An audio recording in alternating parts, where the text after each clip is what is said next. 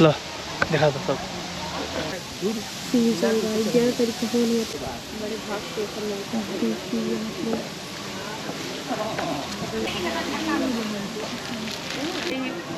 तैयार ना भइल है।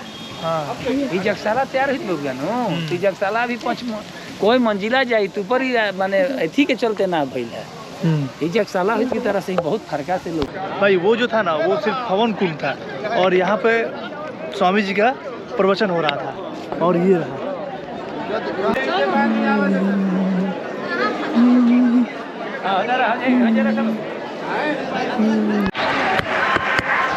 भाई अब हम लोग प्रदीप मिश्रा घाट के लिए हम लोग निकल चुके हैं और ये पीपा पुल नंबर 1 है जो सेक्टर 21 में ले जाएगा प्रदीप मिश्रा के पास उनके कथा पंडाल में। और इस पे कुछ इस तरीके की भीड़ है, देख सकते हैं भीड़ बहुत ज़्यादा है। सैलेंटी जी ये देखो पानी काफ़ी ज़्यादा धार है। पंडित जी मज़ा आ रहा है आपको? हाँ फाइनली कुंभ नहा लिए हम लोग इतने कष्ट के बाद। इतने कष्ट के बाद चलने के बाद फाइनली कुंभ नहा के लौट रहे हैं हम लोग। कल तक हम लोग यही सोच रहे थे ना कि उतना नहीं चलना है, मतलब कल जिस कंडीशन में हम लोग थे वहाँ पे उतना नहीं चलना है, लेकिन फिर सच बताया तो थोड़ा भी नहीं सोचे थे ना कि इतना चलना होगा।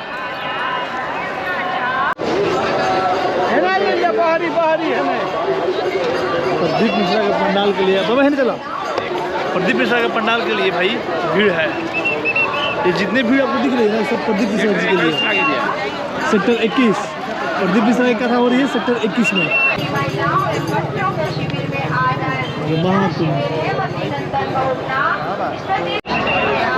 चलो चलिए सारे लोग आइए पंडित जी शाहरुख का नंबर खाना खाएगी ना।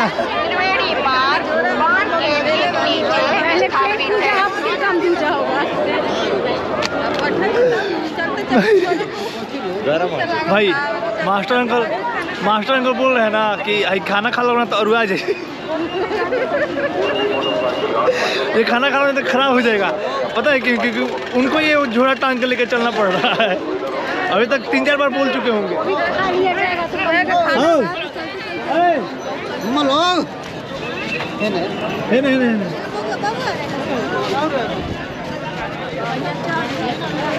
हमारा बटालियन था।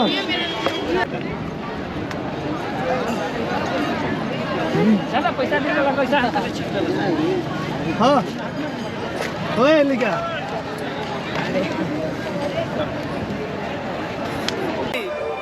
महाकुंभ में जो लोग आ रहे हैं, जो जितने भी श्रद्धालु आ रहे हैं उनको जो खाना वितरण हो रहा है प्रसाद के रूप में, जैसे कि आप मेरे पीछे देख सकते हैं बहुत लंबी लाइनें लगी है और ये लाइन यहीं तक नहीं है। और यहाँ पे देखिए व्यवस्था इतनी बढ़िया है यहाँ की, मैं क्या बताऊँ। यहाँ से उतना ही लोगों को परमिट मिल रहा है जितना यहाँ बैठने की व्यवस्था बनाई गई है, उससे एक भी इंसान को ज़्यादा नहीं मिल रही है। और जब यहाँ पर सीट फुल हो जा रही है, पूरी सीटें भर जा रही है, तो उनको रोक दिया जा रहा है। और इसलिए रोक दिया जा रहा है ताकि किसी को खाने पीने में दिक्कत ना हो।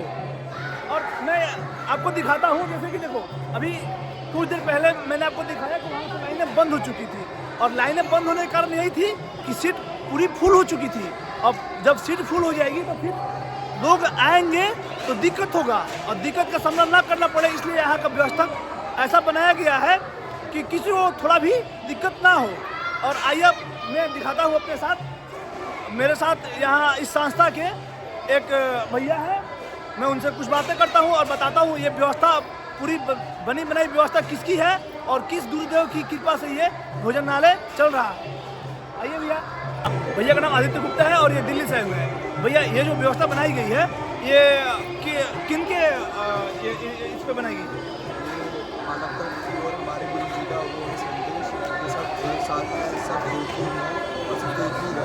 अच्छा, अब भैया ये जो आप लोग व्यवस्था बनाए हैं इसमें मैं देख रहा हूँ और मैं दिखाना भी चाहता हूँ, इसमें प्रशासनिक बल भी इनकी सहायता कर रही है। और ये खाना जो मिलता है श्रद्धालुओं को?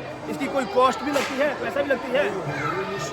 अच्छा भैया, अभी तक जितनी जानकारी हमको दे पाए हैं, यहाँ जितने भी खाना प्रसाद के रूप में श्रद्धालुओं को दिया जा रहा है सारा निःशुल्क है, किसी से 1 रुपया भी चार्ज नहीं लिया जा रहा है।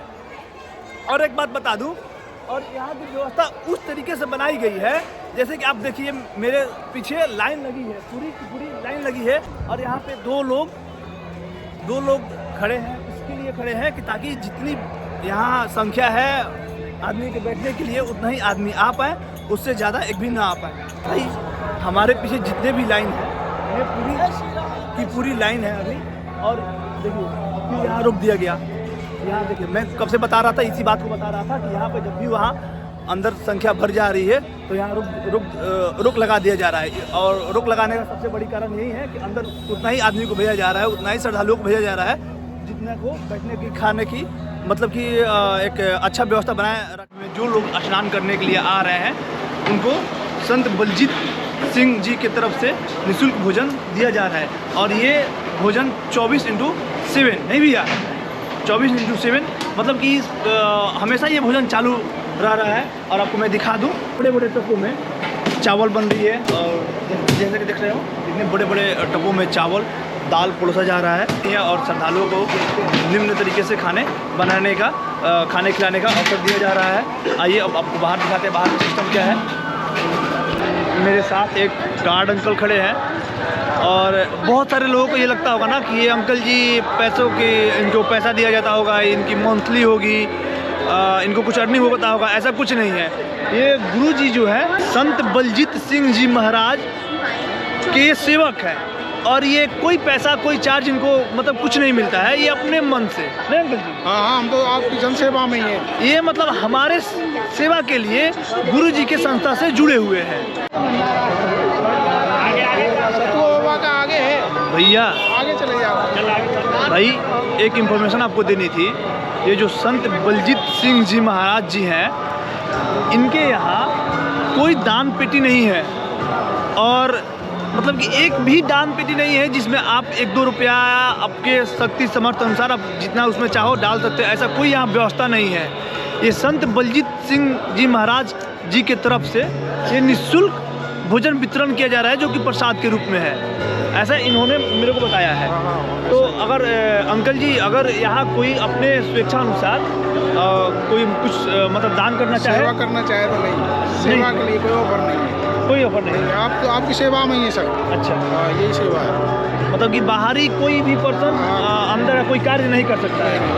मतलब कि आप अगर श्रद्धालु हैं, आप इनके संस्था से नहीं जुड़े हैं, तो आप अंदर की कोई भी कार्य नहीं कर सकते, कोई भी किसी भी प्रकार की सेवा नहीं कर सकते हैं। मिशन के लोग ही सेवा करते हैं। बस इस संस्था में जो जुड़े हैं गुरु जी की आज्ञा के अनुसार, वही सिर्फ इस कार्य को कर सकते हैं, बाकी दूसरा व्यक्ति कोई नहीं कर सकता है। और सबसे बड़ी बात यह है कि यहाँ पे एक भी दान पेटी नहीं है जिसमें आप कुछ दान कर सको। एक बात मैं आपको सीधी लाइनों में बता दूं, अगर मैं चाहूँ कि मैं 500 रुपया इस संस्था में दे दूँ अपनी इच्छा अनुसार, मेरे ऊपर कोई दबाव कोई प्रेशर ना है, ठीक, वो भी मैं नहीं कर सकता। ये लोग उस पैसों को स्वीकार करेंगे ही नहीं, ये लोग लेंगे ही नहीं। आपकी पैसा आपको ही मुबारक हो। ना आप पैसा दे सकते हो और ना आप इन संस्था के लिए कुछ सेवा कर सकते हो। संस्था की तरफ से सेवा करने के लिए बिना गुरु की आज्ञा की कोई विकल्प नहीं है। गुरु जी जिसको चाहेंगे वही इस संस्था के लिए कुछ काम कर सकता है, दूसरा कोई नहीं।